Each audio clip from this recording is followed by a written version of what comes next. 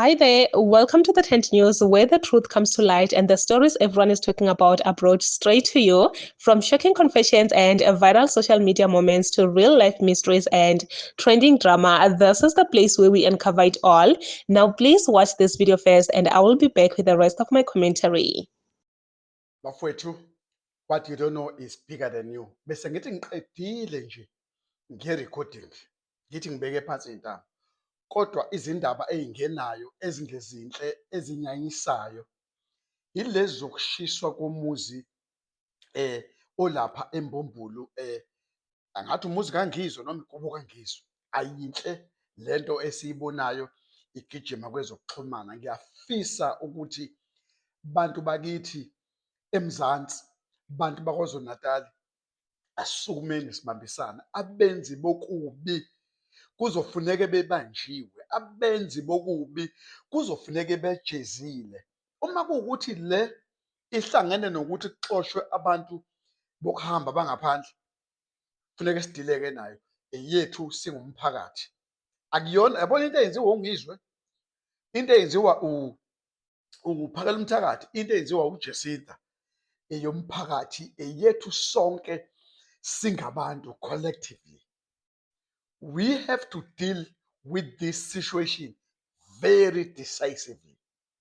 This one, ngiyayikhondema, ngiyaphikisana nayo, ayinhle, asiyidingi, asiyiceli. Akukwazi ukuthi uma ngabe sisukuma sithi ukudayiswa kwama-drugs nokuba khona kwabantu abakulelizwe abangenawo amaphepha, sekuzofuneka kube khona abantu abahlaselwayo, kuzofuneka kube khona abantu abazoshiselwa imizi. This is not what we want. Nope, this is a no area zone. Akuvumelekile, akukho accepted, asikufuni, asikudingi. Uma kuwukuthi abantu bokuhamba abenze lento, okusho ukuthi ngempela, you guys, you provoke us, you pushing us too far. This has to stop. Ngifise ngathi lento inga-investigatwa and inikezwe uphiko olu-top ukuthi ibhekwe lento, ngoba asifuni lento. No. Yazi bafowethu, le engena manje ukuthi sekushiswe umuzi kaNgizwe, kuthiwa kufika abantu. Kade ngilalele undabandaba ekhuluma la uPhakela Umthakathi ukuthi kufika abantu angathi bekukhona ingane babuza uNgizwe ukuthi ukhona yini, wangabikho, and then kwangathi banyamalala kanti sebeshise umuzi, ishe yonke impahla iyaphela lapha eMbombulu. And nizobona nje, ngiyagijima kakhulu amavidiyo la online. Lesimo esinjenganalesi asisivumi. Ngingedwa nje nguNomdaya angivumelani naso. Siyanyanyisa, asisidingi singabahlali baKwaZulu Natal, asisidingi singabahlali baseMzansi. Kuzofuneka simelane nalesimo esingesihle futhi asithandeki.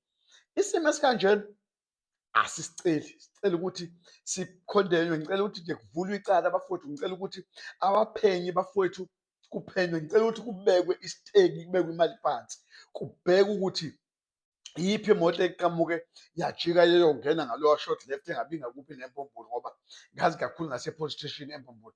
Kodwa kufuneke iphenywe lento, kufuneke isukunyelwe lento, isukunyelwe umphakathi-ke nje, uzenzele umphakathi.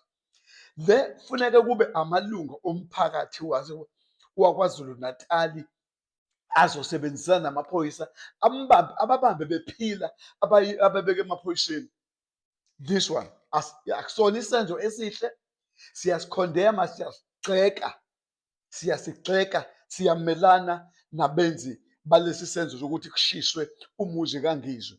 And lezi zinto enjengalezi seyijwayele, ngoba kuke kwakhona ukusabisa, ngoba nimzwile uPhakela Umthakathi ngale masha kade iwalk ekade khona ukuthi umemezelile ukuthi bafuna ukusibulala, basabisa ngokusibulala abantu bokufika. And kuke kwashiwo futhi ukuthi angazi kuphi endaweni thizeni khona ababecuthele onolugaja, ababecuthele ukuthi bafuna ukubulala uNgizwe. Izinto ey'njenganalezi kufuneke sisukumele, kubekwe ngempela ama-intelligence siyacela Ndonga, siyacela Babu Shamase, siyacela Premier Thamintuli, siyacela Mhlonishwa ukuthi no, lento kufuneka sisukume siyilwele. Siyacela ukuthi njengamanje nikhiphe abantu bophiko oluphezulu. Mina nje ngifuna kukhishwe i-PKT Chila ihambe iyodela lolu daba straight away. This has to stop. We have to stop this thing with immediate effect. No way. Asifundle. Mina nje I condemn it 100%. Ngiyayikondema, ngiyayigxeka futhi ngiyalwisana nayo. Iwubugebengu obunyanyisayo esingabudingi in our country, esingabudingi KwaZulu Natal. No way. This has to stop straight away. Simple as that. Sorry Maklingwana, siyakhatisana nawe. Just because we might disagree ideologically doesn't make us enemies. That's something that we need to learn, especially within the province of KwaZulu-Natal. We might not agree with that. Some of us might be in denial. I know bakhona abantu abazofika bezongithuka la sengakujwayela lokho. It doesn't really affect me, but iqiniso liyohlezi liyiqiniso. We need to address the culture of violence within KZN politics. That being said, the burning down of Ngizwe Mchunu's house is very unfortunate, especially since uhlala nomndeni wakhe laphana. Uhlala nomndeni wakhe, he has children, he has a wife. Why would people do such a thing? Why would people do such a thing? And then I'm hearing people saying he might have staged it, which is also something that really angers me, because who would put their children, their family through such a thing just for political showmanship? Because some people are saying this is staged. No one can stage the burning down of their own house. Nobody. I can tell you now, no one can stage the burning down of their own house. It's unfortunate what happened to Ngizwe Mchunu. I hope his family is safe wherever he is. And I hope he is also safe. It doesn't mean that just because I disagree with some of the stances that he takes, that he's an enemy of mine. Ngizwe Mchunu supporters are fuming, okay? They believe that foreigners are the one responsible for this whole chaos that is happening in Ngizwe's life, okay? Which is the house being burnt down and a lot is just happening. But I saw a video of Ngizwe saying, nope, I don't think foreigners are responsible for this. I feel like South Africans, those that are against what he is doing, are the ones responsible for that. For me, I feel like foreigners cannot do that, because remember, already they're in fear, already they're under so much pressure. They know the moment they do something like that, they will be under so much pressure and it will be hectic. Even though some of these people are saying that the guy that he have a fight with, and a lot is just happening, everyone's just trying to guess who can it be, Mara? Who can it be? Can it be that guy? Can it be people from South Africa that are against what he is doing? Or, I really don't know, guys. I really don't know. But truly speaking, what happened to Ngizwe, guys, it's so sad and so horrifying to the family, because it is being said that the house, there are people that stays there, his family. If I heard him correctly, I think he said there was also his child. So you can just imagine a child experiencing something like that. It's so terrifying and so horrifying, man. Like it's not something good.